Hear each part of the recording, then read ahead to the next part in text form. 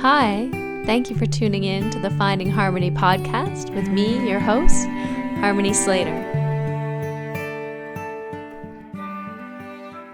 Hi, welcome to the Finding Harmony podcast. I'm Harmony and I am here with Russell Case. Harmony? Yes. I don't know. We've known each other how long? I don't know, a while. A while? It's 2000, almost 20 years. Yeah, almost. Were you aware that at one point in my childhood, I think I was in the 8th grade, that, I mean, aside from my mom and brother, I was the only Jew in Kansas? I didn't know that. You didn't know that? Now you've introduced me to yet a second Jewess of Kansas, the second Jewess of Kansas after my mom. How are you? Well, actually, I live in Missouri. So, Kansas City, Missouri. Well, then Kansas is still yet today devoid of Jews. No, there's That's so a many shame. Jews. No, madam, I've been there. There's I've the been there. Jewish Center, which holds so many Jews. Oh, Ah! that's where they Right. hold them? That's where they put them? They put them in a center. Oh, it's worse than I thought. Not only I'm are they doing not well free- already. Way to start. Oh my God. Not only are they not, do they not actually live there? They don't even have freedom of movement, the ones that are there. Nope. But you're not from Missouri. are you? No Jews No one's from Missouri. No, Damn, well, we moved around a lot. I was born in New York City in Manhattan, but I grew up in Louisville, Kentucky. So Louisville. Louisville. Kentucky. Louisville. Yeah. Shit. Yeah, we moved there when I Wow. think I just turned 9-ish or almost 9 when we moved there. So I came in right at the end of 3rd grade. Oh, amazing. How Yeah. was it growing up in Kentucky? It's worse than you can imagine. Louisville's a great town, honestly. Louisville is cool. It could have been a lot worse. I think coming from, I was born in New York, and I think I identified that way for so long, even though I barely spent any time there. We lived in Boston, Brookline until I was 6, and then we moved to Columbus, Ohio. So we just kept going more south. And I was really mortified leaving Columbus, Ohio, which Bexley has a lot of Jews.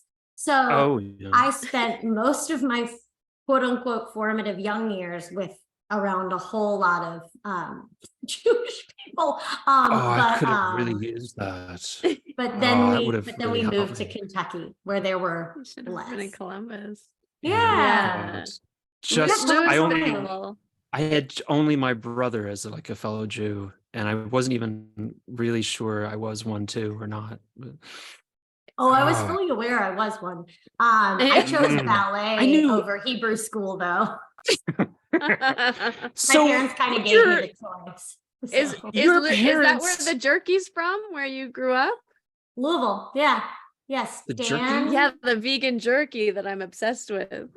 Oh yeah, that the what do you call is it like a The Louisville brandy vegan jerky. Louisville vegan What's jerky. the Scotch? Was it brandy? What was it? I don't know. Some kind of flavor. I'll go get it from upstairs. Can't eat it all. Your parents are also ballet dancers? My Or are they mom was a modern dancer. My dad did musical theater and tap, but he just did everything. My dad does everything. So were they yeah. doing the halftime show for the hockey team, and that's how you just kept getting more and more south? Yes. No. That's exactly it. My parents met actually in a dance class, but my dad worked in advertising.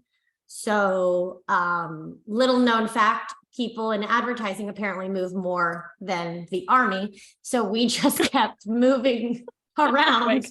And Oh man. he would switch jobs and we would move, and then finally we moved to Louisville, Kentucky, and we thought we were going to end up leaving as fast as we got there, because the magazine he was working for, the guy was a doctor and didn't know how to run a magazine, so it almost immediately went bankrupt. but there was, but people wanted the magazine. So my dad and the person who did most of the computer work, they became kind of partners, and they bought out the magazine. So then we ended up there until I graduated high school, and then I went back after. And then they moved probably when I think I was like 22 or so. They moved to Arizona. Wow. So that's the longest we spent anywhere. And you just twirled your way around and doing plies and the whole thing. And wow. And just made the most of it, really. Yeah. You know, I remember thinking, like, crying, being like, we're leaving Ohio and we're going to a place called Kentucky, like truly not understanding if they wore shoes. You know, I really thought that this was like the most horrific thing that will ever happen to me. Also, I mean, in true Jew form, I am about as neurotic and dramatic as it gets. So I was just like having mini fits every day. But I really did love growing up there. I mean, it's a great city. Nice. That's hilarious, because I was growing up just a little bit west of you in Illinois, west and north, and I literally was barefoot most of the time. And it just struck me. It was like, oh, no shoes. And that's, I mean, I don't mean to brag, but it's also why my feet have such a wide width splay and girth. I don't think. Would you say a wide berth? A wide berth, like a ship. Like a ship. And they're really like hobbit feet, because I didn't wear shoes, and like they're really wide. And well, I could put them on video. That's what my husband does. So also, your husband is a podiatrist? The Jew married a podiatrist. So welcome to like the fairy tale. Way to marry up. Wow. Don't screw around, sister. No. Yeah.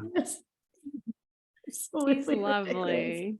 He's answering all my key questions. Oh my goodness.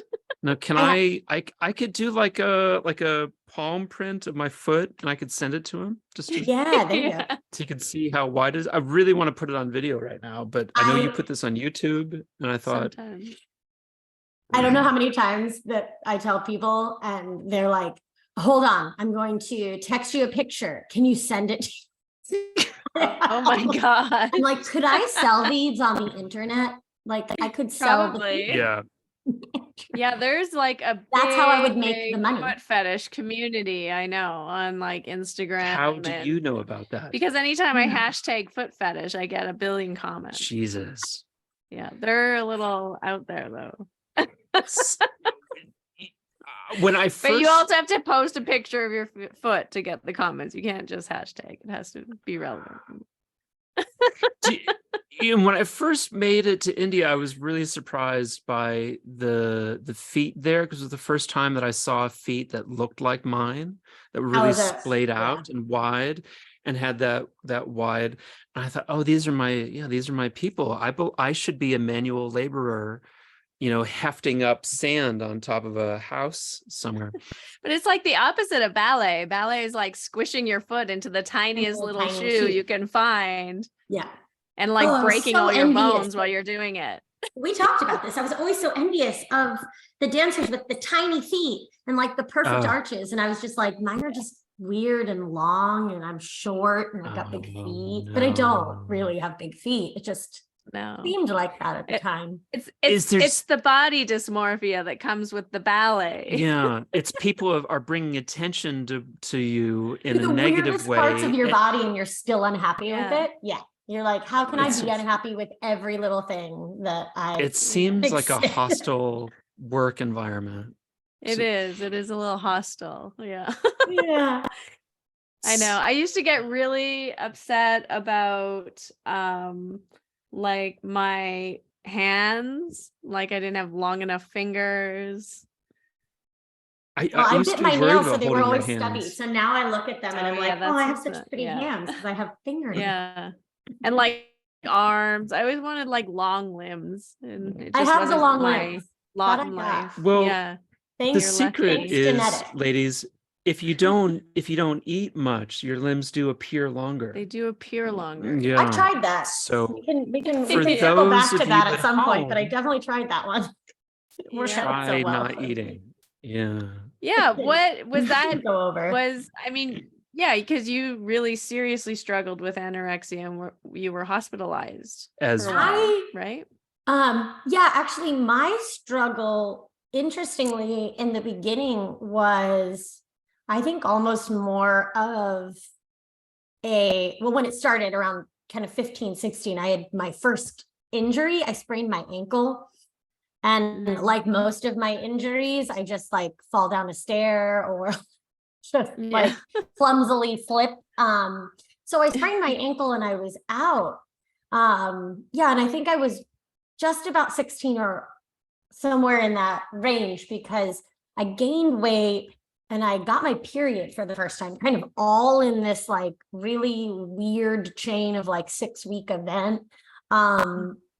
And I almost had this like strange rebellion reaction where I just like kind of binged a little bit more than anything else. And then I found the purging stuff. Maybe I should say trigger warning or something like that for people. We'll do that. Yeah. But yeah, the bulimia piece was my first diagnosis, quote unquote. And then over time, I kind of just put them both together.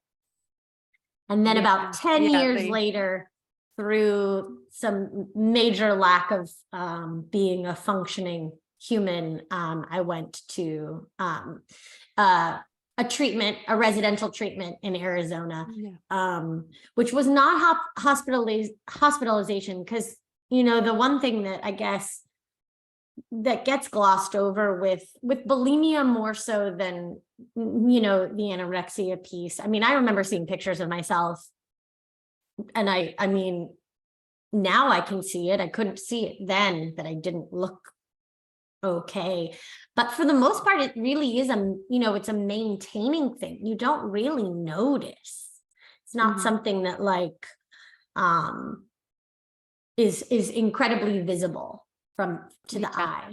But yeah, you can hide it because you don't necessarily lose weight. That's not really weird thing about it. I mean, it kind of has to go with the anorexia though, to lose the weight. So that was diagnosis number 2 was right. At that point it was called bulimorexia or something like that. Right, because it became very visible, obviously, and you weren't functioning properly. And then you know, obsessive over exercise. I mean, it was pretty much anything under the sun that I could kind of get my hands on, body, you know, to do. I did for a long time. You did it as well, right? Yeah, I used to get up in the middle of the night and do aerobics. Like 3. Yeah, who knew that later in life I'd get up in the middle of the night and do yoga? But right, same thing. But maybe hopefully in a little bit more. I would do like squats and sit-ups and push every time I went to the bathroom. I mean, it was like one of those weird, like OCD tics. It was like I couldn't leave unless some, you know. And I had those tics when I was little, but it was with my stuffed animals. So it was I was like, I think there is a correlation, right, between OCD and eating disorders as well, actually. Well, and you know, then finally at what age, you know, 20, 25, 6, 7, they were like, oh, you have generalized anxiety. And I was like, cool. And a lot of the issues that I'd always felt like were the bigger pieces ended up being symptoms of something much larger. So, can I ask? Because there's so many similarities there, and I wonder if so much of it is about like your essential condition being about achievement, And is it the achievement that's driving it, less so than trauma? Is that wrapped up in Yeah. fear of death and not achieving enough? Or, it's like, what's the basket of goodies there that's like just driving you guys? Such a really fun basket. I think, when I also, not just ballet, but I actually quite a while ago, I definitely did some major damage to my vocal cords over the years. But before I had, my voice was much more I guess, the talent people knew me for. I mean, I was a great dancer. I was amazing, but I was great. But when you're, most of me believed that it's what I wanted. I wanted to be a singer. I wanted to go to school for singing. I wanted to do this master's program. I wanted to do these summer programs. I wanted to do all these things. But I think I wrote in a question that I realized so much later on that I didn't identify as a person. I identified as someone who sang or someone who danced. My identity was, I remember getting really upset in 8th grade because someone got the same score in like a vocal competition as I did, and feeling so kind of, now I know it was just, anxiety, but just so panicked that I might not be the best, that there might be other people, like who thinks there aren't other people that are amazing out there? But there was this part of me that couldn't wrap my mind around being anything else. And so I think it's pretty, I guess it's pretty standard. We all sabotage ourselves in some way sometimes, maybe not everybody, but I definitely did a lot. And I think it was kind of this, I don't know if I was punishing myself. I don't know if I couldn't handle stress, or if it was, my answer back then was control. I would always say something I had control of, which was absolutely the opposite, because I had zero control. None. I couldn't control it. I didn't want to wake up in the morning and start my day by not leaving the house and either not eating or running for 5 miles, which I still haven't figured out because I can't even run a mile now. But like, how I would do, how I did this, I still, to this day, I have a lot of questions. I wish I could ask myself how I did all of it, but I also probably don't want to know either. Yeah. I feel like a lot of what goes along with this piece that we're talking about, this, drive, this anxiety, this perfectionism, is a lot of like that negative self-talk and inner critic voice. And I feel like that is so powerful when you're in that disorder, that inner critic, that it drives you. It's like literally being a slave and having like a really cruel master who's just like driving you, and it's driving you through hate and meanness. And I think that there's a little bit of a dissociation that happens between yourself and your body, and that your body just becomes like an instrument, a tool, and like you can do anything to it because it's not you. And then there's also sort of a dissociation between like yourself as a human being even. It's very interesting. And I think that drive, that like it can push you to do crazy things because you are not your body. Other crazy yeah, it's like a different thing. But I think that is actually kind of the scary thing about the yoga in some ways, is because it can, I think, trigger that same feeling of being dissociated from your body, and your body being a tool and not a part of you. And it can also trigger that self-criticism as well, and that comparison and that perfectionism, and all of those patterns lead to these other negative types of disorders, in certain ways. Yeah, as I stutter over my words, it's doing this practice, getting up in the morning or in the afternoon, or because I'm not exactly, probably the quote unquote best Ashtangi, but when I used to get really frustrated, and I haven't felt that in so long. And maybe it's growth. Maybe it's realizing that doesn't really matter anyway. If I can lift up from Karandavasana anymore, because some days I can and some days I can't. And I think that's amazing. Just fine. But that's amazing that you can at any point. It's amazing. But it's also growth, right? Which is beautiful. Yeah. And I do, I got on Instagram pretty late, and I got on, all of that kind of stuff pretty late. And it took me a really long, sometimes when I teach and I talk to people and they're like, they see the Instagram posts, and I'm like, oh, but if you could have only seen when I started. And then you'll see some people like post their thing from 2014 and it's still absolutely stunning and perfect and whatever it is. And I'm like, I couldn't get off the ground. I couldn't do a chaturanga, but I could always put my legs behind my head. So I can't lie to you about that. Mm-hmm. Yeah. I got long limbs and a short torso. Thanks, mom and dad. And, I started quite a few rungs up on the ladder from, just having some physical ability, but I didn't have the mental or emotional capacity that a lot of people have or had when they, they came in the room. Maybe they came in for something different, or they came in the exact reason that we all come in, but I just kind of still was a bit of a shell when I came in to this practice. Right.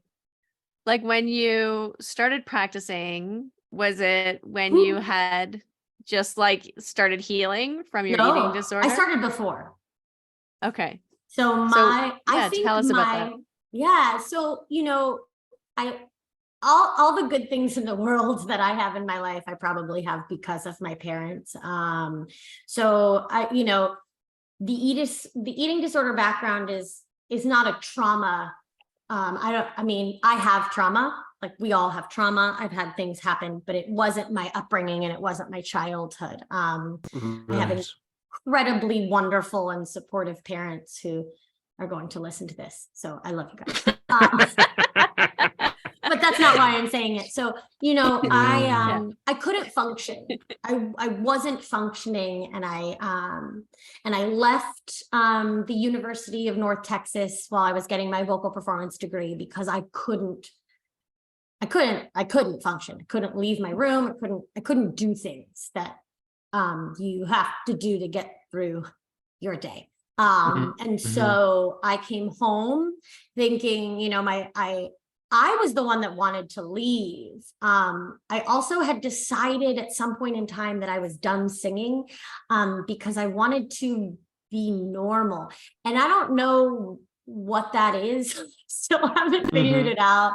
But at 20 or 19 years, I think I was like 20 years old, I decided I wanted to be whatever normal was. And I didn't want to sing anymore. And I didn't want to perform anymore. And I didn't want to do any of it. I came back and my parents were practicing with Laura Spalding at Yoga East, who is I don't know if I have any of the words to say. I mean, she's incredible. Dynamite. I love her. I would go back to anytime I'm back in Louisville, I try and go see her. Of course, I've had my knee injury the last couple of times, but it's doing much better now, obviously. They brought me to yoga thinking that because it's healing, I would maybe find some healing. I loved it. I mean, I did an intro where we learned, the invocation and what the breath and the drishti and the bandha were, and sun salutations and standing. And then, I'm making it through full primary in my own probably very, falling over way, but I could do the binds and I could do the like behind the head things and like Supta Krimasana, again, long limbs and open hips. I never really had an issue with that kind of stuff. Jump backs were hilarious and a disaster. And I think I just sat there half the time and watched people do them. But yeah, but at that point in my life, my priority was going out and getting drunk. It was not going to yoga, right? At 6 Yeah, that's a a.m. full-time job.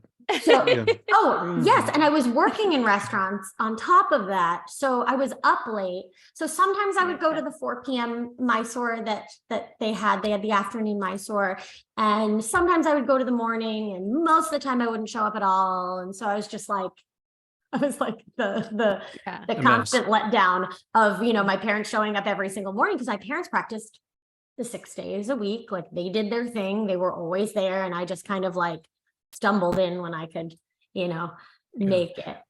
And you were in your early 20s at this point? Yeah, I'm about 21, 22. I think you're a little bit older. Now she's a little older. Oh, then. Never mind. I was like, yeah, so cute. Thanks. No, I thought you were. But that's also older. quite normal, I think, for someone in their early 20s. Typically, you're kind of going through that explorative stage of life. And I was definitely one of the younger ones in the room. They were everyone else was a little bit older. There were a few that were younger. And they went on their first trip to India, and I thought, oh, that would be fun. And then I definitely did not ever go. And it was probably a good thing. Cue to 20 years later, and then I finally did go. But yeah, I think that was about 2000. Took a long way there. 2002-3, where it was when I first 2001. I don't know. I can't remember when my first class was, but I was in and out at Yoga East until I went to treatment, and that was 25. I went at 25. Mm-hmm. Yeah. And so then you're in treatment. Well, wait, what triggered going to treatment? Like why? Well, who said to you, you've got to take care of this? Yeah. So my parents moved to Arizona about when I was 22-ish, 23. And I was still in and out I would still go take class sometimes. And I was going out a lot, and I was partying a lot, and I and somewhere in there was working at Hooters, and I was doing being right normal. Was that normal? I think in somewhere my brain was like, that's so normal. Right. Oh God. And then especially in Kentucky. Yeah. It was good. Funny. I said y'all a lot.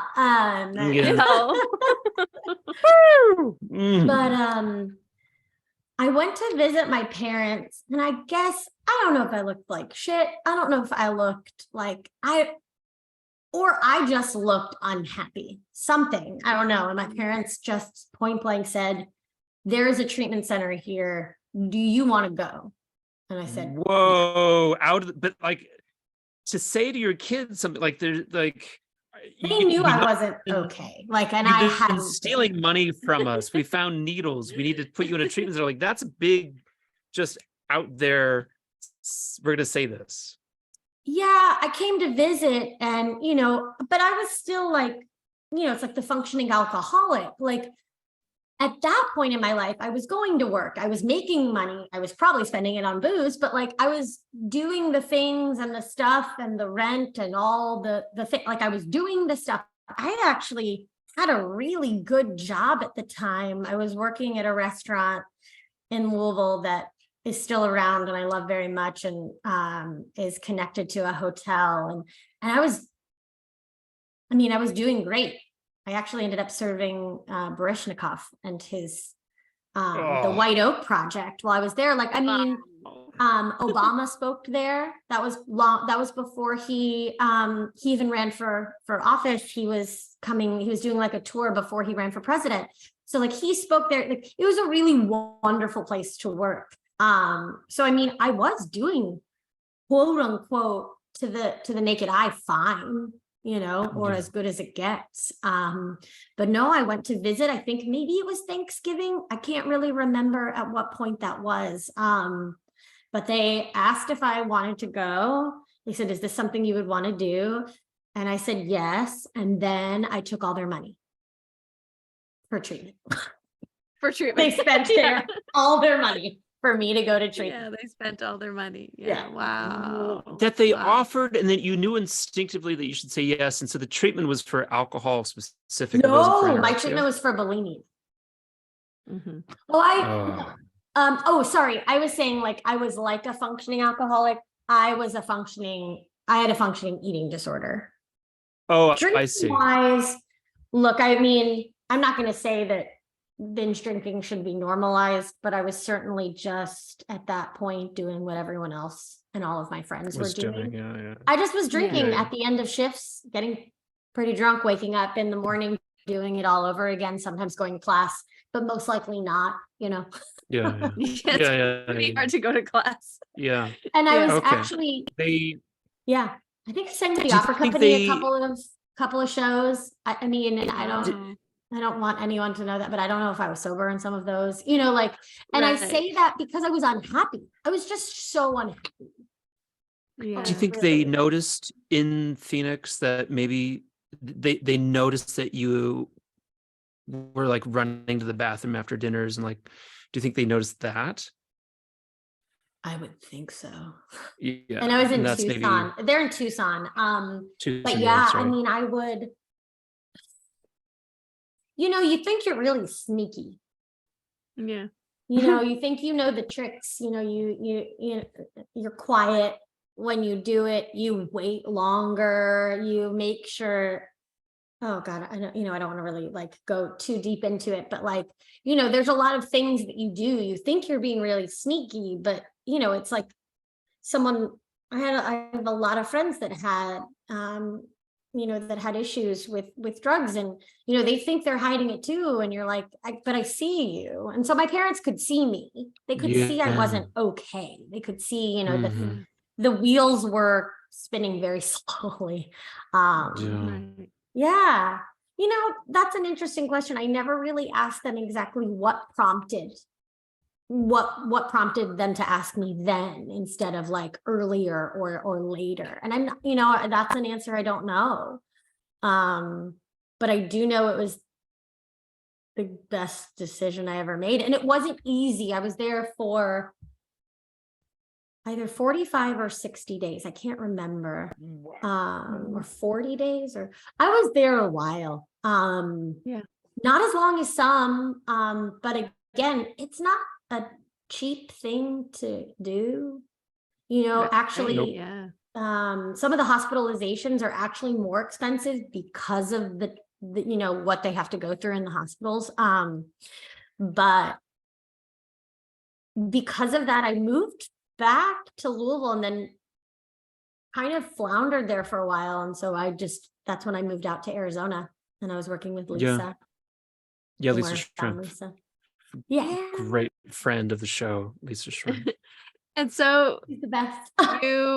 you left treatment, you went back to Louisville and tried to like kind of pick it up again, and then you're like, this is not working. You know, it's funny, it's that like definition of crazy if you just can't.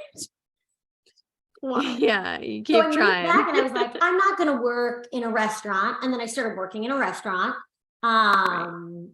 Started dating dating a guy that was very similar to most of the guys that I have dated. Not a bad guy at all, but just definitely an enabler. So I could just kind of see it all coming back. So like, it was. You look really thin and good in that dress, like that kind of enabling.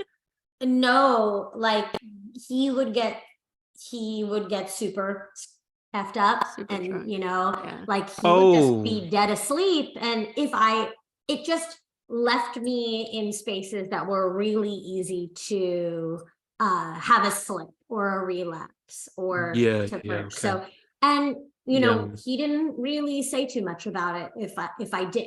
You know, the accountability was, I think, for anyone, is incredibly important coming out of something like that. if you don't say it happened, then you don't have to admit it did. Right. Yeah. So, yeah, I didn't stay for too long. I was moving not too long after that. I think I was there for maybe a year, and then I moved to Arizona. And then what were you doing when you moved to Arizona besides picking up Ashtanga yoga again with Lisa? Well, I got out of treatment and went back to Yoga East, and started taking classes a bit more, and realizing there was something there that, it's like the nice guy that you're like, I don't want to date you. You're my friend. This is fine. And then they're just still there. And then there's a reason they're still there. I don't know. But there was something that just made sense to me. And working with Lisa, she was really hard on me, just like Laura was. And I think I need that. I've got that. And she's also a dancer. And so there's a kind of like, she understands you at a fundamental level as well. Yeah, she was hard on me, but in a very understanding way. She definitely the best mentor I could have asked for. I love her very much. She is in Phoenix now, though. So she left Tucson not long after I left because her parents were in Phoenix. Yeah. So she's there now, and she's just awesome. So and then how on earth did you get to Kansas City? So I was can I just ask, funny enough, I'm wearing this Tommy Choice t-shirt. Yeah, the Tommy Choice this was Lisa's shirt. Oh, cool. Yeah. Can I just ask first, did you have a relationship with not a relationship, but a interaction with Geshe Michael Roach in the same way that Lisa has developed? No, I have. Okay. I know of, and I know, but no. Okay. All of that. No, forcefully. I didn't have any. Okay. I was it. The meditation piece for me took a really long time. Like sitting still for longer than 5 minutes. It was really hard for me. So Lisa was like, "We'll start where you can," which was the movement. Primary series but what brought me to Kansas City, so Andy and I met in like 2000, right around 2011, right before the podiatrist.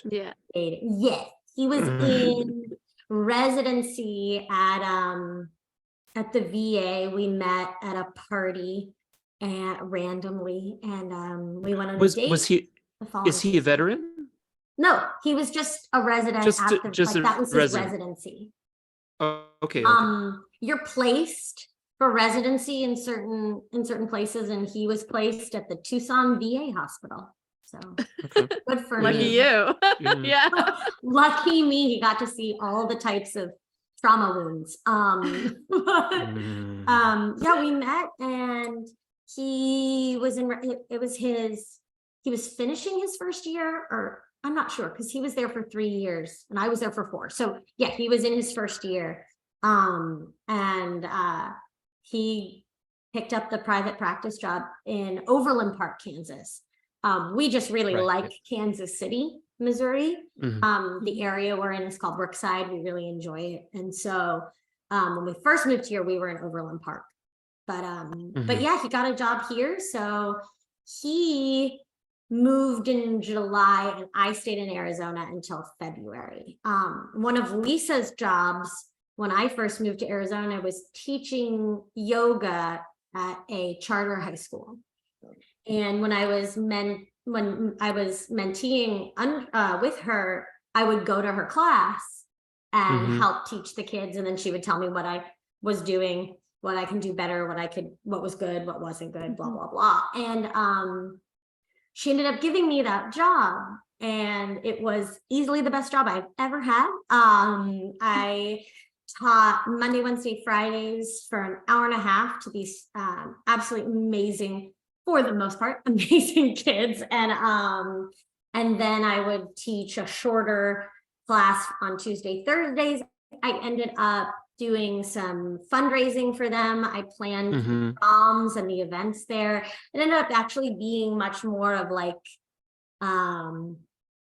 what I did for a living instead of just teaching yoga to kids a little bit. Yeah. They were amazing. So when we moved here, I didn't teach actually for quite a bit because it was hard. Did you ever teach the teachers at all? I didn't. The teachers,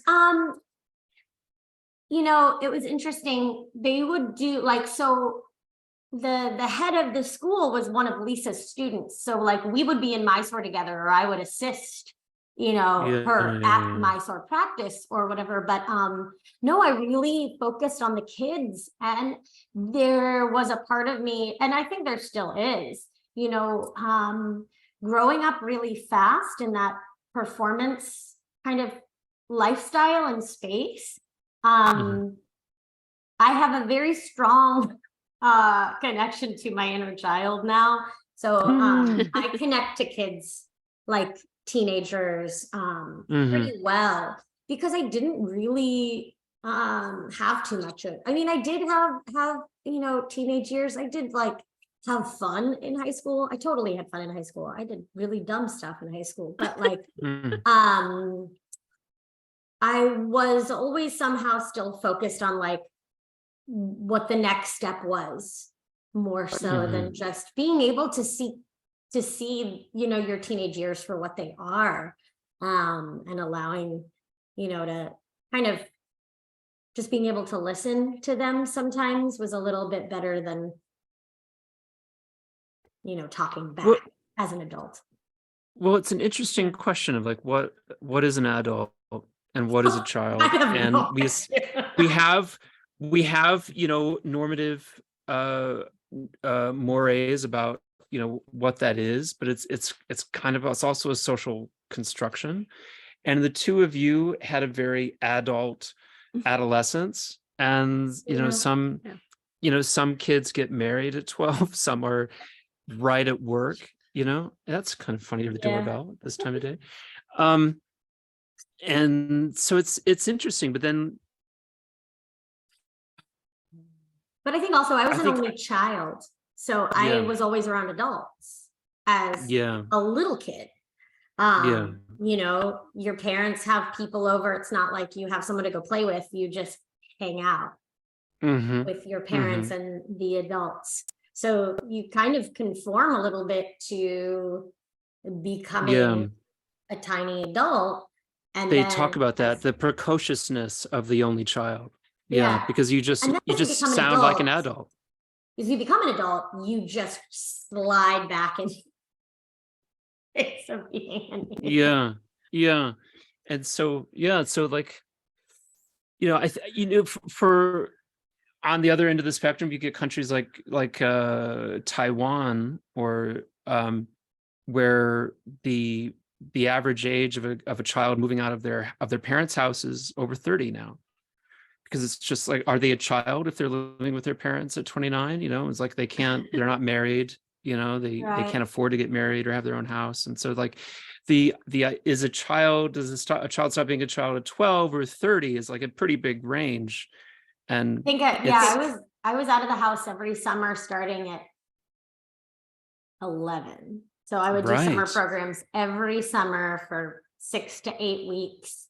And then I moved out to go to college at, I don't know if I had turned 8. No, I think I had just turned 18, because I did the summer opera with University of North Texas as an incoming freshman instead of coming in as just a normal freshman. I came in as an incoming freshman and was one of the opera leads for their summer. And so I kind of started college in a really weird way, because I was placed in what they, you know, University of North Texas has better sports now. But when I was there, the sports weren't so great. And they had built this like new style dorm it's called Mozart Hall. And it was this beautiful, like, they were suites. They had, like it was one big room, there were 2 beds, and then it had their own you had your own bathroom, you had your own little kitchen kind of thing. And they put me in there over the summer, and then they just kept me there. So I started college in like, my roommate was a junior who had no desire to have me there, but she was really nice. And then she moved out halfway, and I ended up in a room alone as a freshman. So I was on my own a lot, did not help the eating disorder at all, being by myself so often and alone. And I was also technically still in a relationship with the guy I was with in high school. That was a whole yeah. So I'm just like, I could see it. I could see like just being a little manic and not eating and getting everything done and doing everything you're supposed to be doing. And then maybe also not very, and then not being very happy at the same time. I remember being upset a lot. And I remember him saying to me, like, it's really hard to miss you when you're always upset. And I was like, oh no, God. And then shifted the tables, and then I did some things that weren't so nice. So we all do things in 15 that we're not proud of, but that's my experience with women, is they're quite painful ultimately. College was interesting because it just, like everyone knew people. I was the only freshman. There were like 2 other freshmen in this, one class, and like I just kind of was constantly one of the only ones. So I was kind of back to being the young one in a group of older friends. And I was kind of used to that, but it didn't last.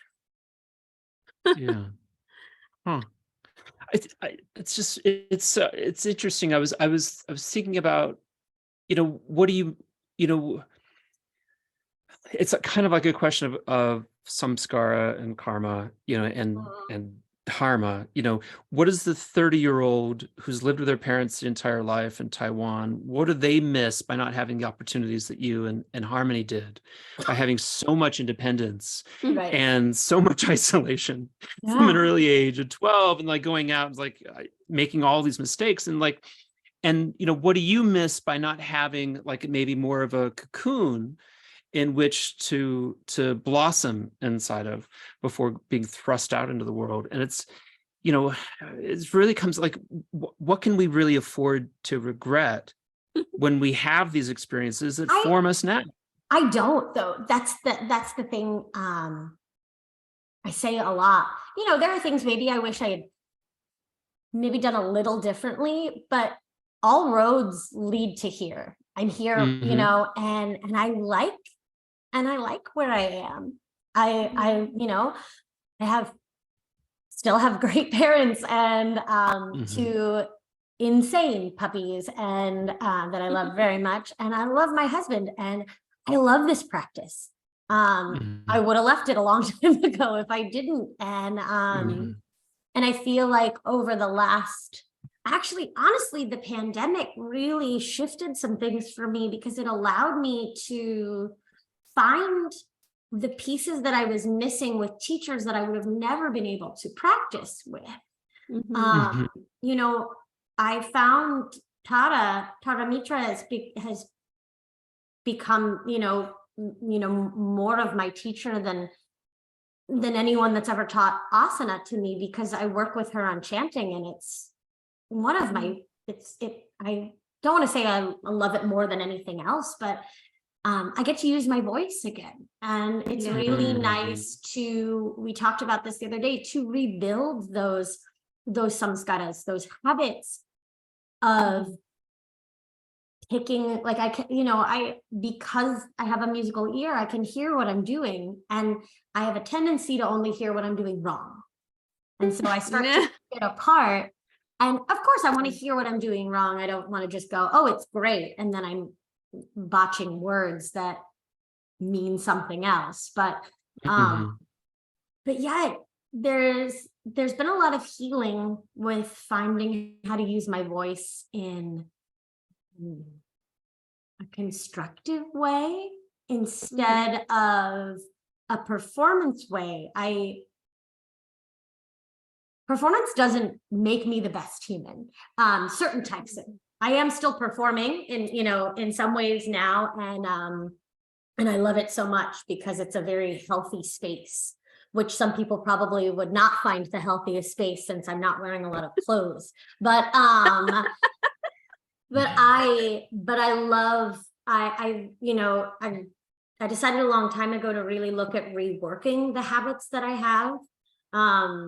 Because again, I don't want to have regrets, and I'm not trying to change my life, but I am trying to do the things I love in healthier ways. Because I do like to perform. I love to be on stage. It's not just like a rush or a thrill. It's a lifeline for me. It feeds your soul, I think. Yeah, but doing it in a way that isn't a constant, that I can look at pictures and not pick myself apart. That I can hear recordings and not just hear the notes that don't sound good, or the word that I said incorrectly or sounds ridiculous, or when I didn't point my foot, or I didn't do this, or like where skin is moving where I don't want it to move.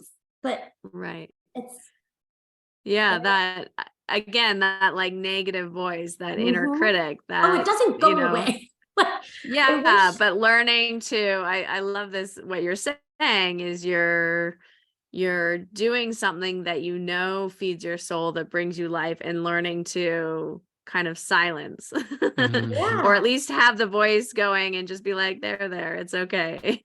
You don't need to be so mean. It's all fine. Called, oh my God, I just forgot what it's called. It's called Starve by Maria Harnbacher. And it was a big game. I mean, there's a lot of books about eating disorders that people who've had eating disorders write and all of that kind of thing. But she write the book, she says something about, in the end, there is the letting go. And then there's a line that she says, and you tell the bitch in your head to shut the fuck up and you eat.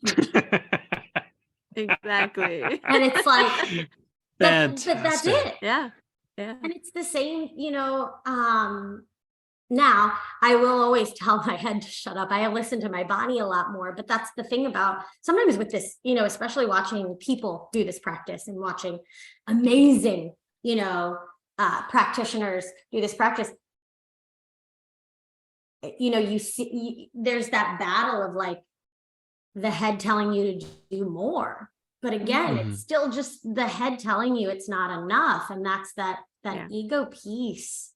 So I would always rather, at least for me, that I do a little less than try and do the more. And I think that's why I pushed third series away. I was just like, I'm good. I'm going to hang out here in second. And I'm glad I moved on, and I'm glad I'm working on it and I'm doing it. But there is remnants of the ballet injuries. Like my left ankle is still it's just chronically weaker, which makes other parts of my left side chronically weaker. So when I did end up tearing my left meniscus, it wasn't awful. Like I could still practice. I literally went to India a week later because I was like, well, I'm going anyway. And I never made it worse. I just didn't make it better. But that's one of those injuries that's hard to make better right away. I mean, I think that was. Did you get surgery? I did. It will be a year ago in just a week or so. I think it was it's one of those injuries. Needs surgery. So so if you haven't for those listening who also are like, who is Kyra? Never heard of this person. So thanks for having me on here. But yeah, we do a whole intro before the show. It's fine. Perfect.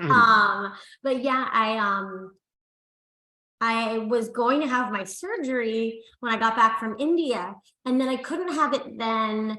And then I had a burlesque show. So I was like, well, I can't have surgery and then have a burlesque show.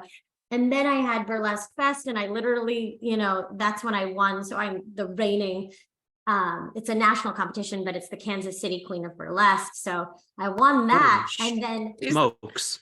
We're going to call this episode the Kansas City Queen of Burlesque. I think we are. Yeah. I pass off my crown when I get back from Miami, but I don't want you to pass off your crown. I have to pass off my crown. It's exciting.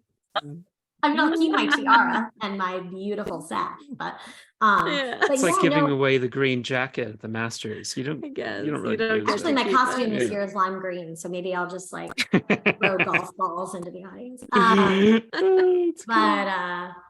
But yeah, no, I won the title and slept a bunch on Sunday, and then got up Monday morning and had the surgery. So the surgery. Wow. So this is such a funny thing. This burlesque dancing that you do, because it's so, I think, how you said it, maybe it's not so healthy because you're not wearing so many clothes, but on the contrary, I think some people look at it this way.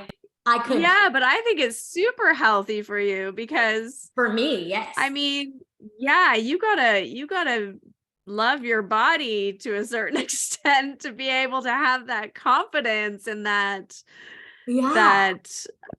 put yourself out there. You have to like kind of get over a lot of like the shame associated with it, right? Well, here is the sorry, mom and dad. When I went to college, I was 18, and I met a girl at a party, and she was a stripper, and so I started going to the club with her, and I started working. Yeah. And again, I also tried to work at a strip joint when I was in college. They kicked him out. No, they didn't kick me out. Baby Doll Sport Work is still around. Just saying. I guess this was in Texas. I was in Austin, and I was told I was working in the toilet. I was working the toilet, handing out flowers to the men to sell to the girls. Got it. And that was my job. And I said, hard no. And then you're like, I want to take my clothes off. I would rather take my clothes off, and I don't want to be in the fucking toilet for 8 hours. It stinks. So the same guy said, well, why don't you do like centerfolds? And so there I was lying on a bed naked being photographed for calendars. Amazing. And I had to sign off a waiver. Would you do live film with other actors? I was like, that sounds like sex on camera. Yeah. It's like, now that I said no, and they never called me. I'm still regret that decision. You could have been Dirk Diggler. If I had said yes, I could have maybe paid off my student loans a little bit faster. There you go. Yeah, well, and it's the funny thing. Everyone's like, "Oh, you did this to pay for college." No, I had a full scholarship. Literally used it. I couldn't go to the school. But again, it was like this like quote unquote, I'm controlling. It's a control thing. Like I'm controlling this. But my relationship with my body was awful. I hated, like I didn't like myself. So again, I'm like not liking myself, asking other people. It's like completely, the complete opposite. Hold on one second. Yeah. Can you give me one quick second? Yeah, you bet. Yeah. I'll be right back. Yeah. No worries. She's really light. Yeah, she. Yeah, but it definitely like, you look back and you do things in the wrong times for the wrong reasons. And so now my kind of full circle is coming back, and I'm doing it. I don't know what the right reasons are, but it's the right time, and I love it. Yeah. And you'll see I do some handstands, and I do a lot of backbends. I do a lot of, a lot of weird. You're putting all your yoga moves to good use. Absolutely. Hey, people like in high heels. But again, I'm interested in the moment where you're there with your husband, who's a podiatrist in Kansas City, teaching yoga on the regular, and someone says, do you want to put on fancy clothes, but not a lot of them, in public? And you said, I'm going to do that. And it's like your aunt Laura called you and said, I heard about this on Facebook. Oh, it's always like, you great should when do people are like, saw that picture on Facebook, and I'm like, thanks. Yeah. To walk us through that moment where you were sitting when that happened and you said, you know what, this would heal things for me.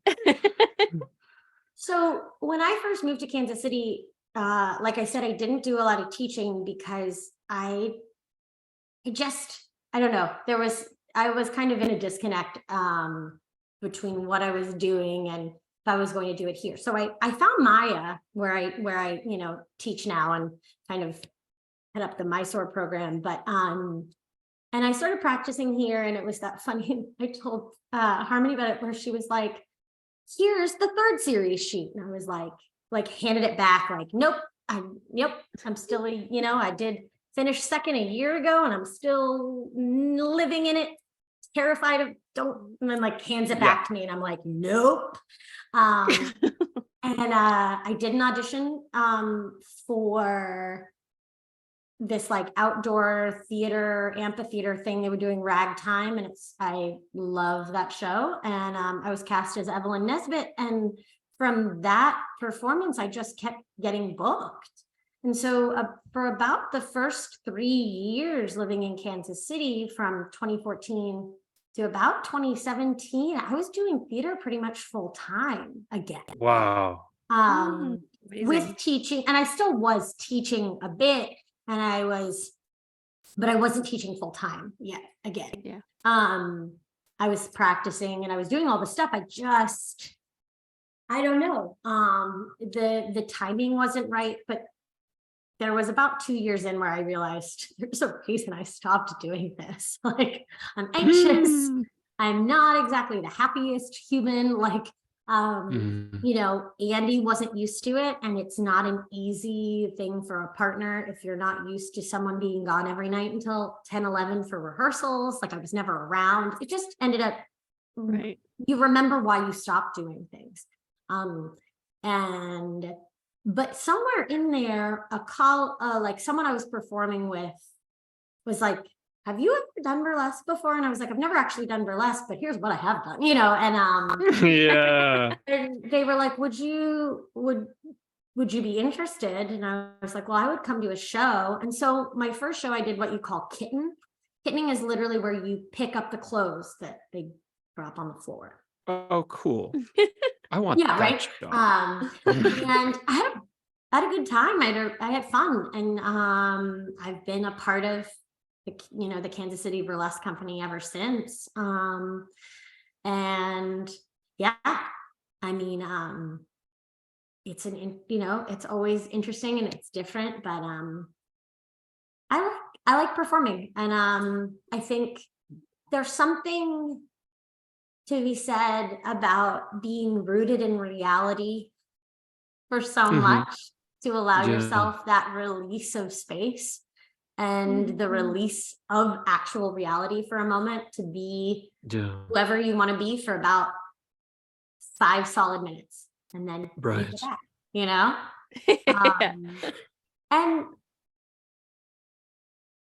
and I think, I don't think, I mean, there are pictures, you can always see them. There's lots of YouTube performances, like, you're welcome to look them up. But I don't look at it as anything other than performance. People see movies all the time, and I'm not fully, the bits and pieces are covered. It's not like going to the strip, it's not Sharon Stone and club where they can go fully nude. It's not like that. Yeah. We have those in Kentucky. The BYOB, your own beer, because it's fully nude. Yeah. Wow. It's interesting. I'd always wanted to do stand-up, and I knew that I had some friends who were doing stand-up in New York, and they invited me to shows, and I could see what they were doing, and I could see like a way in, and I knew it was going to be every night bombing for a couple years, working on my solid 5. but I also knew, like, you know, I'm painting, I'm in graduate school all day. I have 3 jobs, and then I teach yoga and do yoga in the morning. It's like, I'm not going to add an evening routine to this. But it's hard. I'd always a literal evening routine. Yeah, like I always wanted to. And then I got this job teaching yoga to kids, and then it was organizing women who teach yoga to kids, and then it was like, now we want you to teach teachers. And there's actually a great article in the New York Times today about Kevon Looney, who is a center for the Golden State Warriors, and it talks about his yoga practice. Oh, I love NBA. I know. Yeah, and he came out of his high school. The name of his high school escapes me. Is it Washington? Damn, I just forgot the name. I don't know. Yeah. So I taught at his high school in Milwaukee, where he graduated from, and he would come back and visit all the time. He brought Kevin Durant once to come and visit and talk to the kids.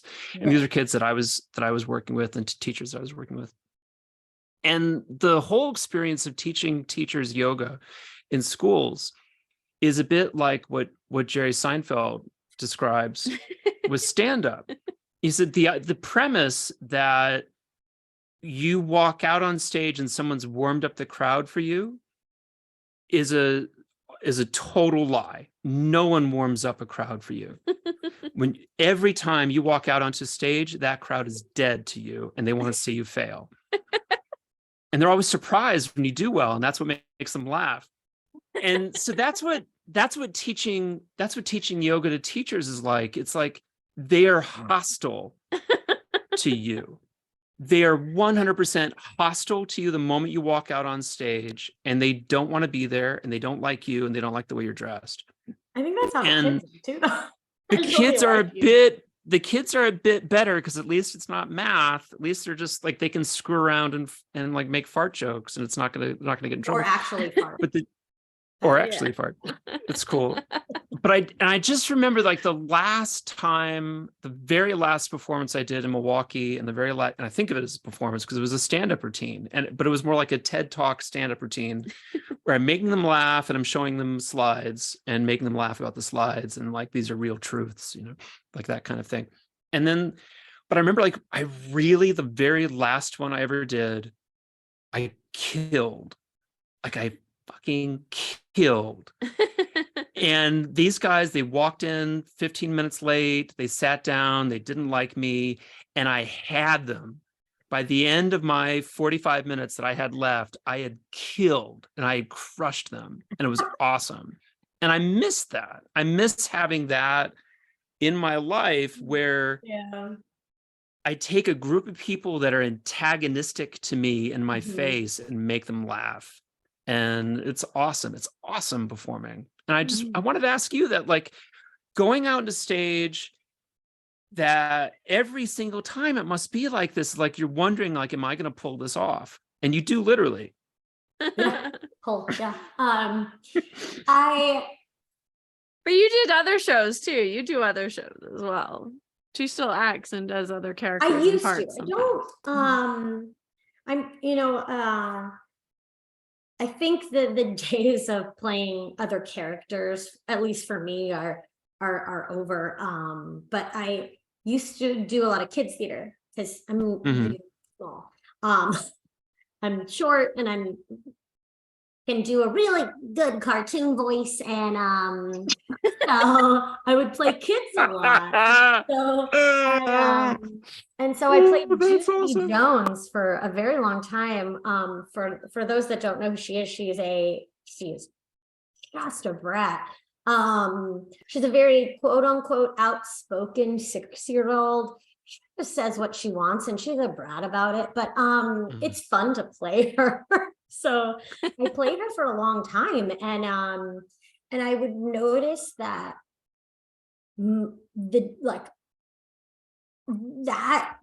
playing her twice a day, because we would do shows at 10 and at noon, and then I would be teaching later, because at this point I was teaching a lot more. And so I'd be practicing in the morning, and then I'm going to do these 2 shows, and it was like the shift of energy or the type of energy that you need for those two different things started to get really enmeshed. And you find yourself kind of performing through life in general. And that's not really something that I'm not trying to be someone else anymore. I think I, tried to be someone else for so long, that actually they, after the pandemic, they brought her back, they brought Jeannie B shows back. And I just said, there's just no way I can make it work again. She's, it's fun to play. It's fun to play a kid when you kind of weren't that kind of kid, you get to do the silly stuff. And I mean, they call her a nutball. That's like Junie B is a nutball, is like one of the Junie B in the stinky bus or something. I don't know. There's all these like ridiculous things that she does. I did an entire song about purple glasses. But it's great, but we're, our entire lives, we try, or at least we're trying to enjoy this vehicle and this thing that's inside of ourselves, our hearts, we're trying to do our best for this. And I was constantly trying to be someone else, I was trying to be normal, whatever that definition of normal that I thought I needed to work at Hooters and be pretty, was normal. Cool. Probably came from somewhere in Kentucky, but trying to be all of these different things instead of just allowing yourself to be who you are is probably the greatest lesson I've learned doing this practice and studying. Anytime we talk about sutras in any class, it's the first one, why are you here now? What is now?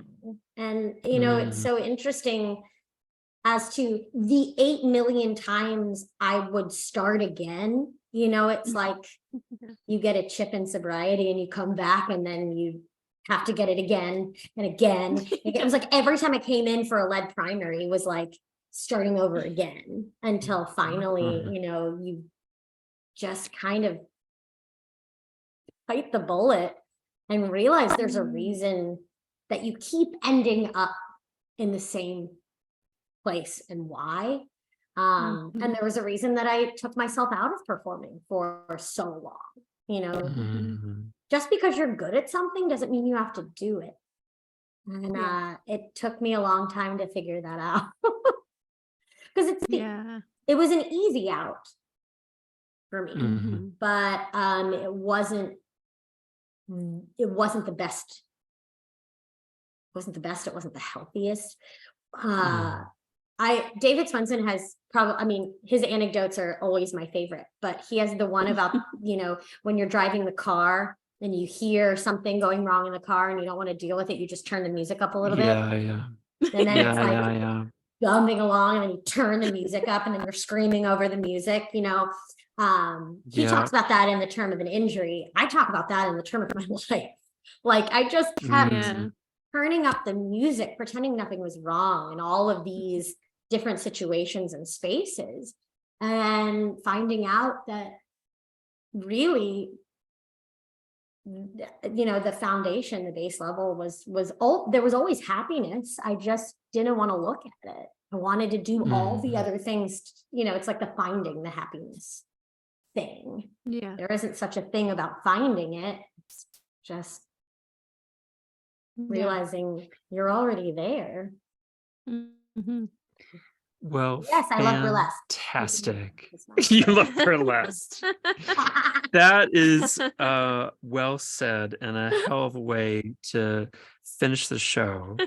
I wonder, how can people get a hold of you and do yoga with you? I see that Kyra, you have a Gmail account, but I don't know if you want to give that out. And how can people watch your burlesque? How can they study yoga with you? How could they work with you, or even just they have to go to Kansas City? How could You don't how do have people to. get to Kansas City? I mean, you can. Everything's up to date in Kansas City. That's a line from Oklahoma. But I'm going to Kansas City. Kansas That's City, good here I too. come. I have not. I sing when I do burlesque, and I haven't sung that one yet. Someday I will. I'm sure. That'd be great. But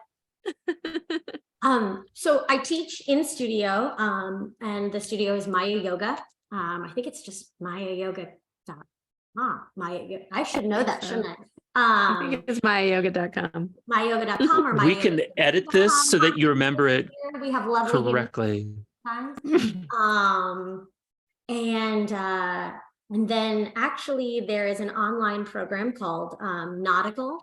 It sounds like nautical, but it's the Naughties, Nadical, Ashtanga, and it's myself and Paige Morenci Notario. She is a fantastic practitioner and student, and she does assist the Mysore classes in Miami. So she's in Miami. So it's the two of us that kind of lead those. It's online, Mysore. So if you just want to hear me like chirp at you to move your right hip and lift your arm and move to the left, or I can't see you, or I laugh loudly at your animals if you have them, that's really entertaining. So there's that. My Instagram handle, if you ever just want to get a hold of me via Instagram, is just Kyra Lynn, KYRALYN.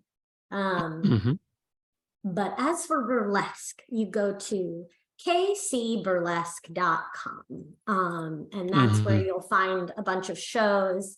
My burlesque name is Petite Syrah, like the wine.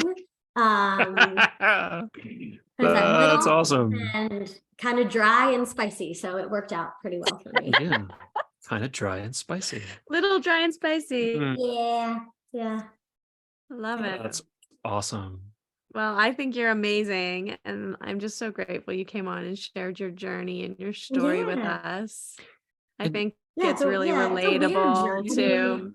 If it's, I don't know, I feel like it is, but it also, I think, is the journey of so many practitioners in various ways. I mean, maybe not like the exact story, but the same like things that you're dealing with, that lead down different paths, Yeah, it's, that also is, I remember when I met LaRuga the first time, and it was like in a group setting, I think it was 2018, and she was asking how long people had been practicing, and I don't really know how to ever answer that question, or how long I've been teaching, or whatever that might be, because I technically took my first class in 2002, so that's 2003, that's 20 years ago. And then you see the people they kind of look at you like, well, why aren't, I'm physically able, but I refuse to ever go to this. And so, sometimes they're like, maybe, what did she said something funny about it, doesn't always like, just because you've been practicing a long time doesn't, I was like, cool, that's at me. But that was a long time ago. Now we know each other much better. That was the first time I met her. But yeah, it's interesting. It was in and out for those first few years, and I had to be honest, that was probably quite a bit more out than in. But I do thank my parents for being the people that started. And my dad's 82 and my mom is 76. They still do their mini practices in the mornings, and my dad meditates every day at, I think it's 3:30 to 4. I wish we had kind of dug into this more about your parents teaching yoga in Mexico in the 70s. I mean, that sounds phenomenal. What is that? I'll give you this little quick anecdote for that one, which is really fun. And you can keep it or edit it out, totally up to you. But my dad won, it was either a grand or $5,000 on a game show, and it would have been in probably like 75, 76, I think. And they subletted their apartment, and they took their station wagon and drove cross country, and I think they were in Santa Fe for a bit. They lived in Tucson for a while, and they ended up in Tecate, Mexico, and they became the fitness directors for Rancho La Puerta, which is now like this 5-star crazy like resort spa. But my parents taught Alvin Ailey yoga, like whatever yoga was in the 70s, so you know, cool. that they did. But my parents taught Albanese, which was such a cool experience for them. And then later on, Olive, who was their kind of company manager, she was my godmother. So my parents were always kind of in this dance world and in this like, Wow. you know, you grow up and you live in New York, like I guess, you know, having those kinds of people around you are just so much more normal than, you know, me going, telling They people would have about known Shelley Washington. Probably, Yeah. especially in the 70s. I think it was a very different community in New York than it would be today, where it's like much a lot of artists and it's closer and smaller and Yeah. Wow. really grassroots kind of. Yeah. Yeah, Everyone. so you know, they were out there and then ended up somehow getting back to New York years later. And my mom was jealous of Darcy Kistler. She was a famous ballet dancer because she got pregnant, and finally my mom was like, okay, sure. And 11 years later, then they had me. So, you know, I'm a jealousy baby. The Amazing. pregnancy was 11 years.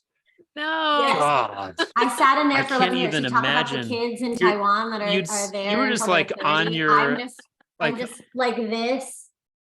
You The grow same up in height. dust. yeah, like In my playing your tiny guitar 5'2" mom's like, yep, just hanging inside out. her belly. Hanging Wow. out, being like, Mom, can you text Should've this s- person? But we should have led with that. That's a big story.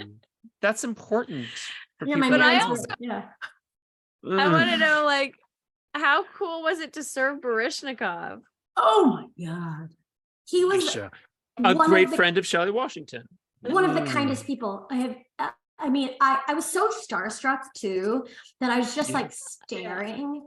And then I went bowling later on with the company. And funny story, didn't realize like I was 26 at this point. So I was back from treatment at this point. I was 26. And they had like pulled me back into work. And I was like, okay, I'll come back for this. Like I'll work for White Oak Brothers. And ended up going bowling with the company and realizing that I had been serving and flirting with a kid that was 19 and I was 26. And I was like, cool, one, served a minor, and I've been there. bad. Okay. So great. Oh, Awesome. that's so fun. Wow. But you didn't bowl with Misha, just a No, I just got to Okay. give him drinks and talk a lot and tell him how amazing Okay, he cool. was. And That's he like fair. kind of That's smiled. fair. But he really was the Yeah, yeah. most just kind person, like just so nice. That's amazing. And you know, the Derby's in Louisville, so you know, you wait on a lot during, you know, Derby time, you wait on a lot of celebrities or whatever it is. And you know, I didn't really talk to any of them too much, but he was so nice. That's That's awesome. so cool. Yeah. The Derby's where they wear the hats, right? Yeah. Yeah. The Derby's where you wear the hat. Or if you're, you know, 15 or 16 years old, you sneak liquor in and end up in like a pit of mud in the infield. So anyone who knows what that is. Why know what not? I'm talking Why about. wouldn't you do that if you had the opportunity? I would never do that again if I had. But you want to One do thing it. you would have done differently. You want to do it once, though. Everyone You want wants to do it once. when you can't feel. I was naked once for 3 days in the Upper Peninsula of Michigan, and it was like, yeah, I'm not going to do that again. My But I don't husband's family is regret from being- Ishpeming. Is that it? Was it in Ishpeming in the UP? In the UP, it's near the national park. I'd have to look it up because it's like a wilderness. I've on the never Upper been Peninsula. there. I just know it. Yeah. I know Yeah, they're yeah. from Ishpeming. Ishpeming. I'll look it up. We were in Might be Indian Muslims. River. He may know. My grandfather was in Indian River, so he may know Indian River. But we were at a national park in a rainbow festival, which is a what do you call that? When a flash mob. So it was a flash mob of Yeah. 30,000 naked kids, and there's really at that point when 30,000 naked people show up anywhere, there's nothing you can do. If you're the local authorities, there's like 12 of you in the sheriff department, and like that's it. What are you going to do? You just kind of like, well, this is what we're dealing with now. That's a lot. I'm not going to I'm call I'm the just on National stage by Guard. myself. Thank the Yeah. authorities. Mm. Actually, I was in Vegas doing I did a show in Vegas, and Vegas was trying to change their like license on what you can show. And it's Vegas. We were like, are we really gonna argue with right? Yeah. Vegas police right now? Everything was like fine. We're talking about so millimeters now. No, it was like you can't show, it's like you can't show more than like, I don't remember what it was. It was something really ridiculous. The aureoles are off limits. Yeah, you can't show those. But I don't show those. Those are covered. Those are Yeah. Cool. Aureoles are covered. It's a little off color. Keep the pink parts covered. Yeah. It's off color. I'm sorry, I'm cracking myself up. Okay.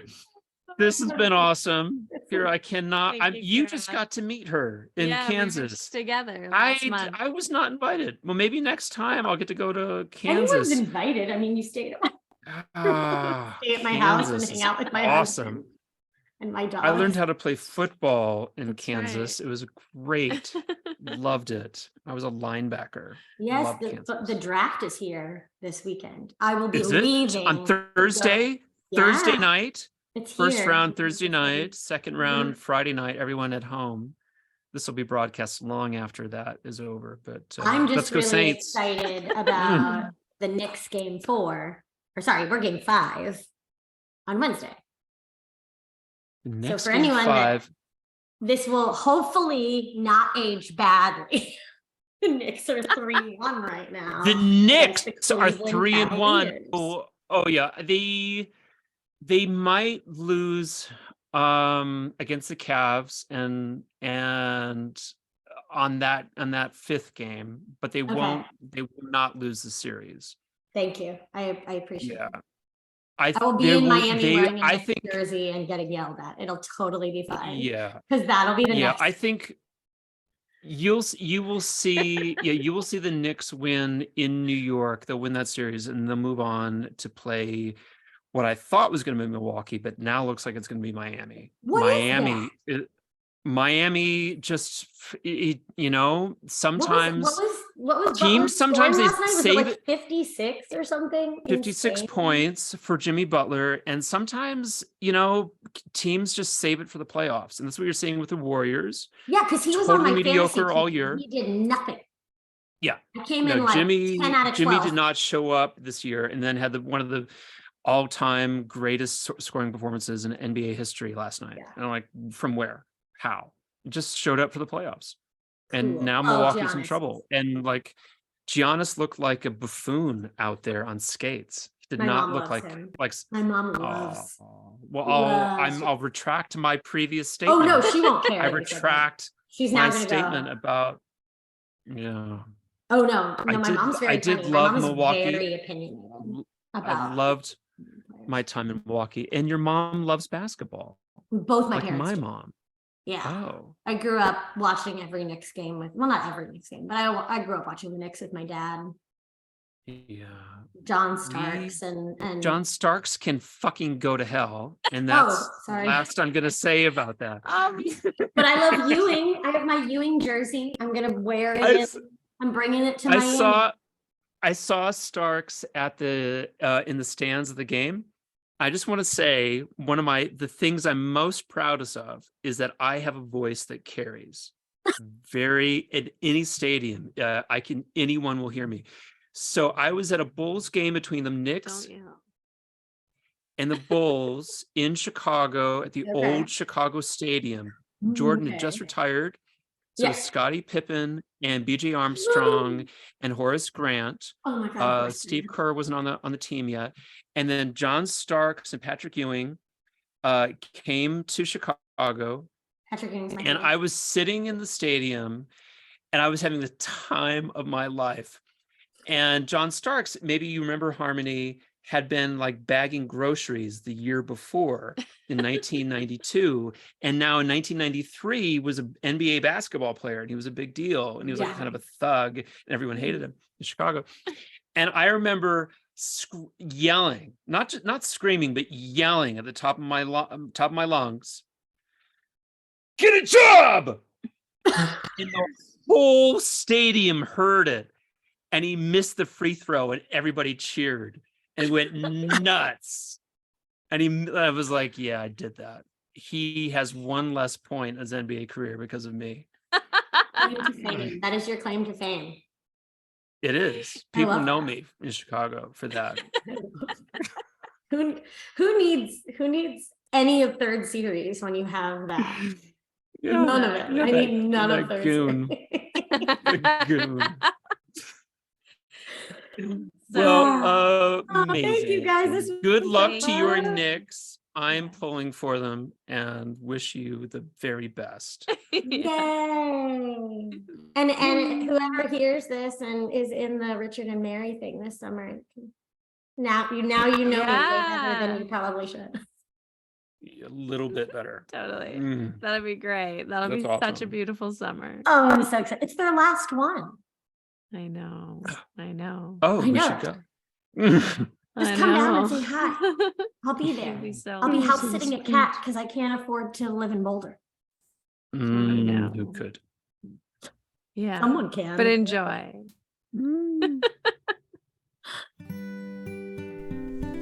Thanks for listening to this episode of Finding Harmony with me, your host, Harmony Slater. You can find out more information on my website, harmonyslater.com, and I look forward to connecting with you again soon.